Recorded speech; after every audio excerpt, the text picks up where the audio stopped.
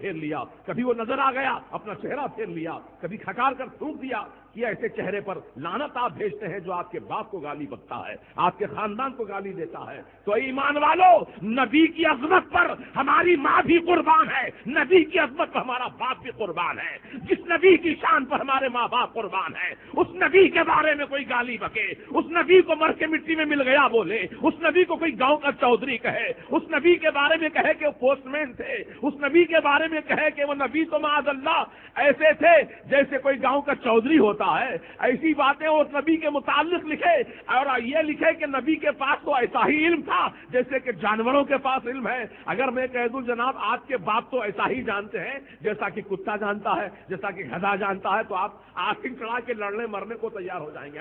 میرے باپ کے علم کو تو جانوروں سے تشبیہ دیتا۔ اے ایمان والو، اشرف علی تھانوی نے ہمارے نبی کے علم کا مذاق اڑایا، ہمارے نبی کے علم کی توہین کی۔ اس نے اپنی کتاب میں لکھا کہ نبی کو تو ایسا ہی علم ہے جیسا کہ جانوروں کو ہے، جیسا کہ پاگلوں کو ہے، جیسا کہ بچوں کو ہے، ہر بہائم کو ہے، ایسا علم نبی کو ہے۔ تو معاذ اللہ رب العالمین اس نبی کے علم کی توہین کی۔ اب اشرف علی تھانوی کا ترجمہ پڑھنے والے، اشرف علی تھانوی کو بہت بڑا مولانا سمجھنے والے، اشرف علی تھانوی کو مسلمان سمجھنے والے، سن لے کان کھول کر کے، پورے دنیا کے 250 بڑے بڑے 100 سال پہلے کے مفتیوں نے فتوا دیا کہ اشرف علی تھانوی نے اپنا عقیدہ نبی کے بارے میں بدل دیا ہے، نبی کے علم کی توہین کیا ہے، لہذا یہ شخص مسلمان باقی نہیں رہا۔ اب اشرف علی تھانوی کافر ہو چکا ہے، کافر ہو چکا ہے، اس کے کفر میں شک نہیں کیا جا سکتا، اس کے عذاب میں شک نہیں کیا جا سکتا۔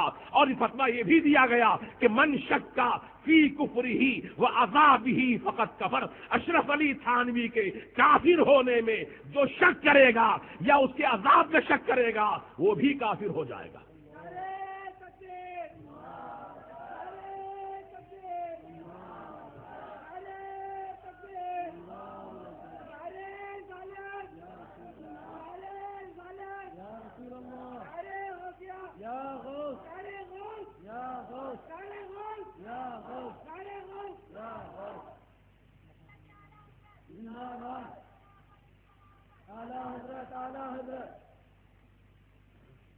مولوی خلیل احمد امبیڈوی نے جو جملہ لکھا کہ اللہ صاحب جھوٹ بولنے پر قادر ہے، انہیں جھوٹ بول سکتا ہے، یہ جملہ براہین قاطعہ نام کی کتاب میں لکھا گیا ہے۔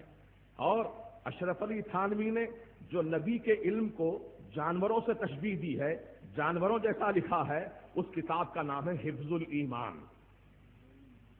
یہ کتابیں کشن باغ چوراہے کے کمپلیکس میں جو امام احمد رضا اسلامک لائبریری قائم کی گئی ہے، حوالہ دکھانے کے لیے وہ کتابیں وہاں موجود ہیں۔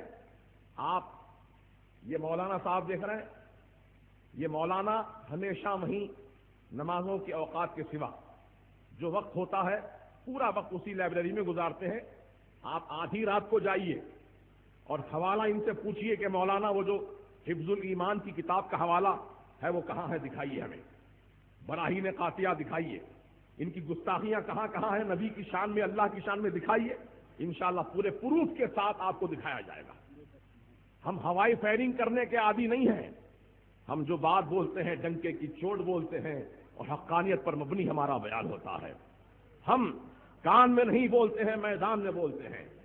الحمدللہ یہ مجیب علی قادری رضوی صرف حیدرآباد کی سرزمین ہی نہیں بلکہ پورے ہندوستان کے علاقے میں مختلف جگہوں پر میں جاتا ہوں الحمدللہ، اور وہاں پر بالکل جس طرح یہاں میں بیان کرتا ہوں علی الاعلان فرقہ باطلہ کے رد میں، اسی طرح ہر جگہ میرا بیان ہوتا ہے۔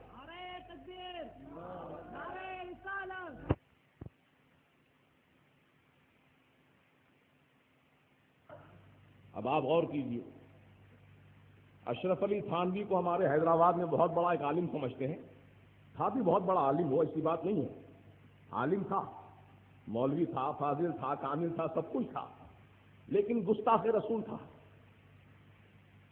شیطان بھی بہت بڑا عالم تھا، نہیں ہے، شیطان بھی بہت بڑا عالم، فرشتوں کو سکھاتا تھا، معلم الملکوت، فرشتوں کا استاد، جنت میں رہتا تھا، ہم تو زمین پر ہیں، وہ تو جنت میں رہتا تھا، جنت میں فرشتے اس کو جھولا جھلاتے تھے شیطان کو، تو جھولے کا جھونکا جب ادھر جاتا تو 70,000 فرشتوں کو اس جھوکے میں در سے ہدایت دیا کرتا تھا. جب جھولے کا جھوکا ادھر آتا، اتنا لمبا جھوکا ہوتا تھا، وہ جھوکا جاتے جاتے 70,000 فرشتوں کو سبق دے کر جاتا تھا. ایک ایک جھوکے میں 70,000 فرشتوں کو سبق دیتا تھا. ایسا بڑا استاد، لیکن مردود ہو گیا. کیوں ہوا؟ نبی کی شان میں گستاخی کیا. یہی نا، اللہ کی شان میں سجدہ کرنے سے انکار نہیں کیا، نبی کی تعظیم میں سر جھکانے سے انکار کیا. واقعہ یہ ہے کہ جب اللہ تعالیٰ نے آدم علیہ السلام کو پیدا کیا، ان کی تخلیق کی، تو اللہ کا حکم ہوا اسجدوا لآدم، آدم کو سجدہ کرو.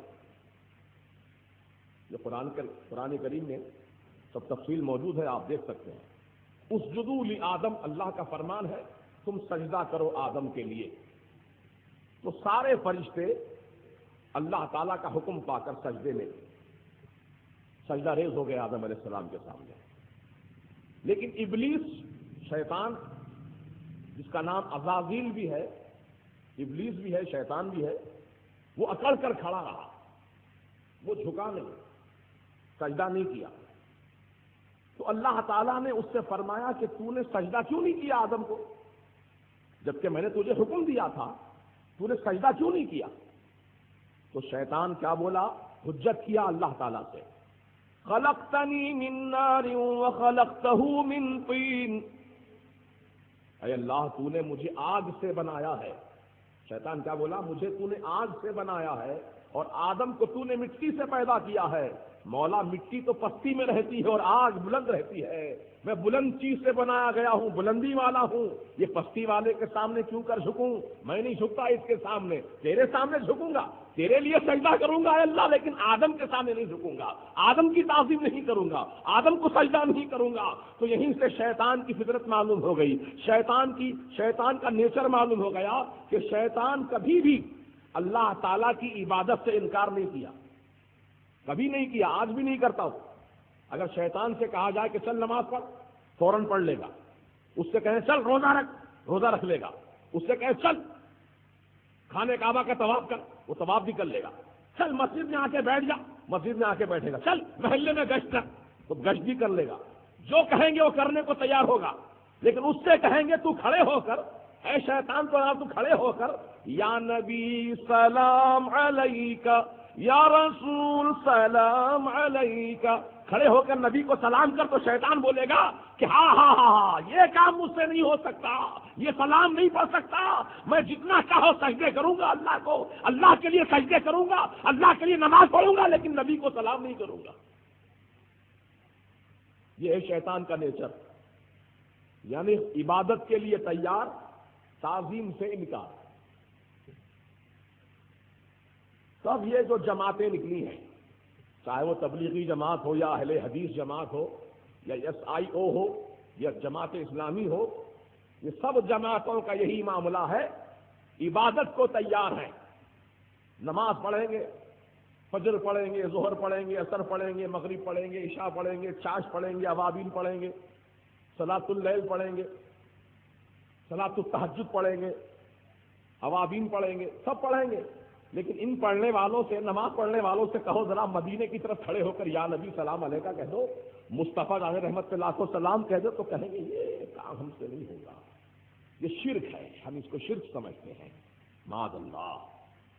ارے اللہ تبارک و تعالی جس نبی کو سلام فرماتا ہے، ذرا اٹھاؤ قرآن اٹھاؤ پیارے. اللہ تعالیٰ قرآن میں کیا فرما رہا ہے؟ سبحان ربک رب العزة عما يصفون